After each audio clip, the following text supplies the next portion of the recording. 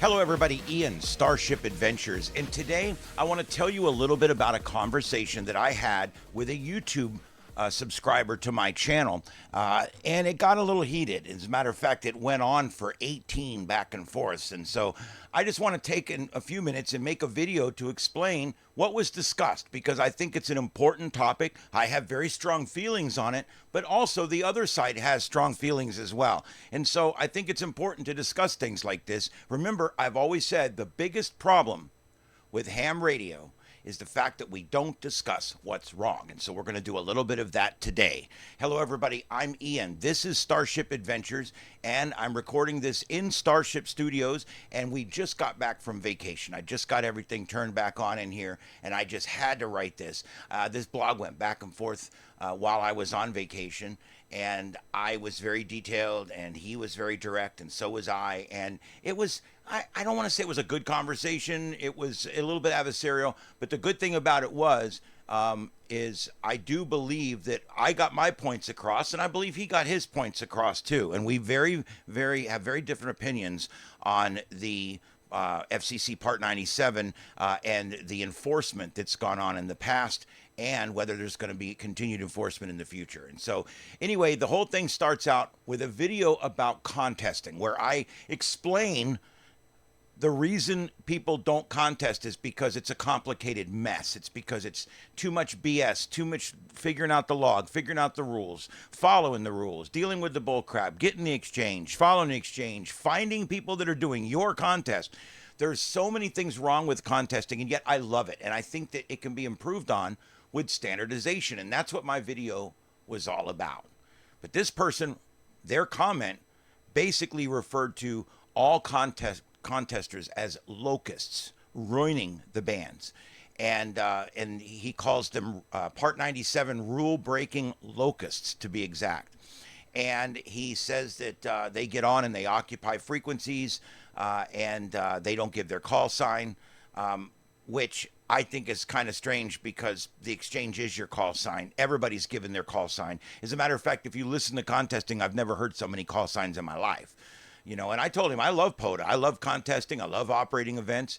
And that's what's keeping this hobby alive right now, is finding reasons like contesting, like field days, like POTA and SOTA, and things like that. Finding reasons to get people on the air and get the frequencies back in use again. But a lot of the older guys that have been doing this a long time, your FCC observer types that used to be in enforcement programs, your ARRL VM types, volunteer monitors, people that used to monitor and correct people on the air for fun, those kind of people. And I guess he approached this from a standpoint that he just hates contesters, because they're always breaking the rules and they suck. And he wishes that they would all just go away. And POTA and SOTA and all the OTAs would just go away and just leave all the frequencies completely clean and clear. I don't know why, but that's what they want. We both disagree with the ARRL, but on different sides. He disagrees with the ARRL because he calls them useless, because they don't enforce Part 97 or assist in enforcing Part 97, and their VM program is basically exists in name only at this point, and the FCC's OO program is a relic of the past. And so people like this Karen that have nowhere else to go, they end up just being angry about it and lashing out in comments and on the air about the way ham radio should be. And I disagree with the ARRL for the exact opposite reason. I don't think, number one, they should have anything to do with testing. I don't think they should have anything to do with the FCC at all, okay?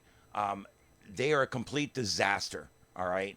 And them out there trying to duplicate the efforts of the FCC and trying to enforce decency standards on the air, which violate the First Amendment of the Constitution, was wrong then. It's wrong today.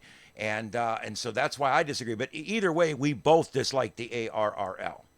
The VM program, that was the program that the ARRL had called the VM program. This is the group that raised your membership fees $9, took away your printed magazine, and gave their president a raise to $300,000 a year this year. Yeah, that organization had a program called the VM program. Now, it's still listed as being active, but it's wildly believed that it's not. And there's really not much going on with that. There's only like one person listed as working in that department. He complains that that program has been a failure and it needs to be revitalized. I told him I believe the OO and VM programs should never have happened to begin with and were a violation of the Constitution then, and they're a violation of the Constitution now. And the reason they've been slowly phased out of existence and the reason why there is no FCC enforcement of these laws with ham radio, these decency standards, is because it's a violation of the Constitution. Now, the new president we got, not getting political, but the new president we've got has further cemented our rights to free speech on the radio with an executive order to restore free speech after the last party did everything they could to stifle free speech. We're not doing that. We're not allowing it. Ham radio is a public forum, okay? It's a traditional public forum, and all forms of free speech are allowed there. Oh boy. Okay, so what's next? He claims that the FCC became disinterested once ham radio no longer played a significant role in e-com. Now, I do agree the role that they played in e-com is reducing over the years, but I don't think that has anything to do with the FCC becoming disheartened with enforcing decency standards. It has nothing. One has nothing to do with the other. Okay, I'm sure in some parts of the country, and perhaps I'm sure some parts of the world, ham radio still plays a very important part in e-com. Here, it's dwindling. It's a tertiary function now. The county's radio system and the cell phone system stayed up through Category 5 Hurricane Ian. And so we're slowly realizing that ham radio has been pushed into further and further back into things that are necessary after an emergency. It is still nice to have, and I do believe we should still train to use our equipment. But I think a lot of the efforts that we do for e-coms is being wasted because A, we don't need it, and B, the county don't like them anyway. They don't like dealing with us anyway.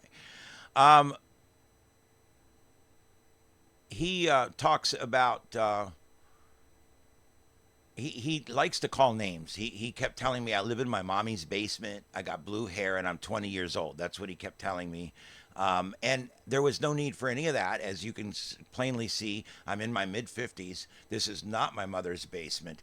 I work at a professional radio station, and I'm a retired fire chief.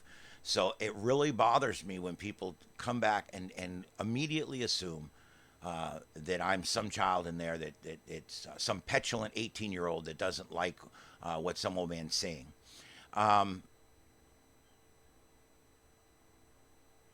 Let's see here. Following rules kills the hobby. I told him I believe that the excessive amount of rules, the excessive amount of people telling people what they can and can't say on the air is one of the things that's killing the hobby. I do believe that. And he turned around immediately and said, so we shouldn't have rules on the road either. Oh, my Lord. Yes, we should have rules on the road. But you know what? Our 316 and 320 statutes here, which govern road travel, okay? There's thousands and thousands of laws. So, yeah, it should apply to that, too. I think we could get rid of 4 out of 5 traffic laws, and you would see no reduction in safety on the road.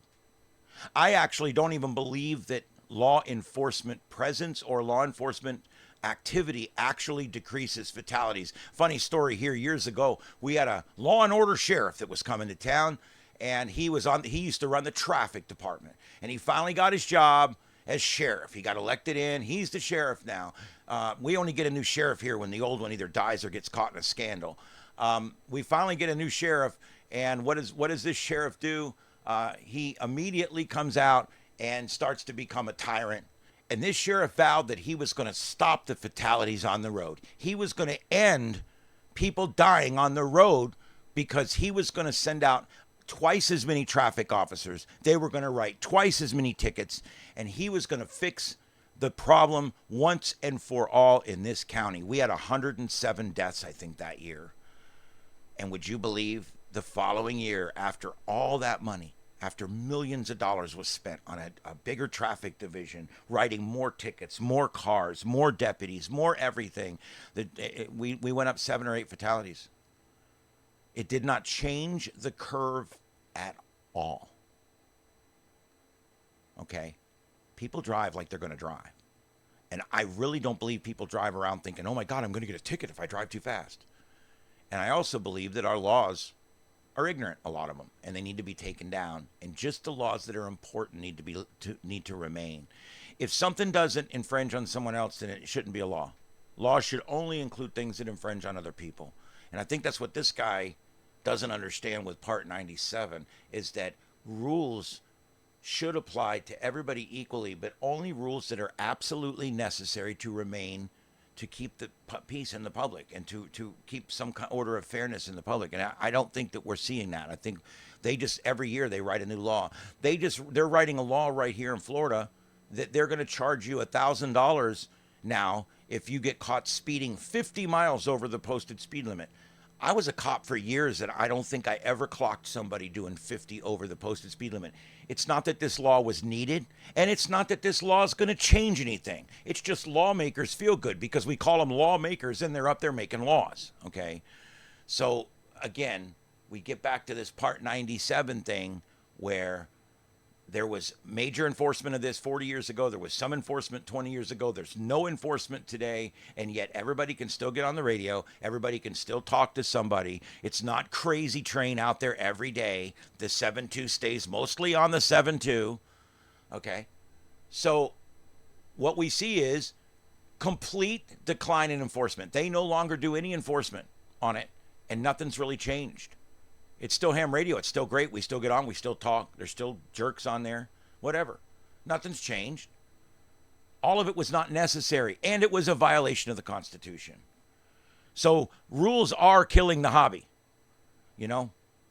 And the curmudgeons on there that are warning you that you got to give your call sign, and you got to give his call sign, and then your call sign, and then you got to identify whatever. You're what's wrong with the hobby. He preferred honey over vinegar approach. I agree with him on that. He said they had a program called the Good Operator Program, and that in that program, they would send people certificates when they were good operators versus yelling at them when they were bad operators. I'd like to think that's true. I'd never heard of that. I'm sure it was out there. If someone sent me a certificate for being a little good boy on the radio, I would be pissed. I'd do a video like this about it. It's not your job to tell me that I'm being a good little boy on the radio. Are you kidding me? Oh my God, good operator recognition. Give me a break. It was kind of moronic, actually. I mean, it's like, we'll sit around and listen to it net, not participate, just listen. And if someone does something right, we'll send them a certificate, and maybe that will make other people want to do things right. And then also, if somebody does something wrong, we'll jump their ass. He talks about how our laws are rooted in English tradition and all. Yes, I get that, okay? But Part 97 is an FCC rule. The Constitution is the Constitution of the United States. I shouldn't have to explain the difference.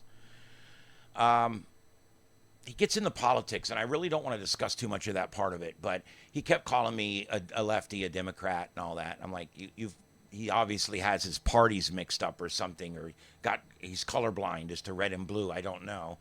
But I tried to explain to him, you know, the president, this new president that's come in, Donald Trump, has made one of his major points to be to restore free speech. And that includes ham radio. And that's all I'm going to say politically. I'm glad he did it. And I'm not going to, the rest of it doesn't matter. What matters right now is that we now have new protections that protect us from the government. And I like that. He keeps talking about just be kind to one another, just be kind to one another. Well, nobody likes people when they get on there and troll people. That's what the 7-2 is for. And if you're on there blocking out a repeater while people are having a net, that's illegal. Okay? That's causing intentional interference. There's already a law for that. File your complaint. Do whatever you're going to do. Nothing will happen. But all this decency stuff, I got warned one night. I made the term, I said, yeah, that really jerks me off when those people do that. That was the term I used on the radio. And I had a man come on and warn me off the net. Told me, you're off the net. You can't speak like that on this air. We don't have that vulgarity, quote, vulgarity on the air. So I told him to kiss my ass on the air right after that. So that's how that goes. I didn't participate in that net for over a year. I'm back on that net now, and he's no longer there. Okay? But the point is that it was not necessary for him to police my speech. I could have said F you if I could say F you on here if I want to. I choose not to. I try not to use that word. But people got to understand the difference between want and when the government requires. There's a big difference. He keeps telling me that I sleep till noon. Maybe I'll learn something one day when I grow up. It kind of got old after a while. Lots of name calling. And I'm not going to get into any of that. And I just became convinced that he's a troll. Anyway, I just wanted to bring all this up because I think it's an important point. I think this is a very important point, that all of the decency regulations in the past that you've been warned about on the air, or that you've heard people get yelled at, or you've heard enforcement action threats being made, because there's never actually any enforcement action. But all of this is literally just noise. And they're free frequencies. Use them as you will. I do ask for civility. We can all ask for that, right? The old gentleman's agreement, if you will. There's places for FU, and that's on the 7-2. There's places where you can go and just go to Simplex and talk politics. Go to the 5-2, call your buddy, take him to a different frequency, the 490 or something, and just start talking. Hey, man, what's going on? Oh, I don't like this, that last president or this president. There's nothing wrong with that, okay? If there's a net and they ask you not to talk about politics, well, that's the rules of that net. And they're asking you to not talk about politics. Maybe you should respect that, okay? But all this speech policing has gotten to be too much, and I am so glad to see that it's finally being pulled back. We're finally seeing the end of some of it, and it's being pulled back, and I really like to see that. All right, everybody, sorry this is not as fancy as my normal video, but I just had to get something out this morning after this conversation I had with this man during the week I was on vacation, and I wanted to just talk about the importance, in my opinion, of the Constitution of the United States, the First Amendment, and how it protects us from the FCC on ham radio. And finally, how the ARRL just once again has completely failed. And I certainly hope you guys aren't paying them any more money. I mean, I would really hate to see that. The only way we can either get them to change or to get them to go away, and so we can make a new ARRL or something else can move up in its place that's managed and run better, somewhere where the president doesn't make over $300,000 a year. There's a lot that needs fixed in ham radio, and we need to just get off the whole policing speech thing. The ARRL never should have made it their business to police speech, but they did. And the FCC has been way over policing speech, and thank God have recently pretty much stopped policing free speech, and now are under an executive order to never violate our free speech. And that's the bottom line. All right, everybody, thanks for sticking to the end. Thanks for listening. My name's Ian. This is Starship Adventures. We hope to see you out there on Amateur Radio on those free bands. And I hope to see you down the log or on our next adventure. We'll see you next time from Starship Studios in Southwest Florida. My name's Ian, and this is Starship Adventures. Good day, everybody, in 7 3s.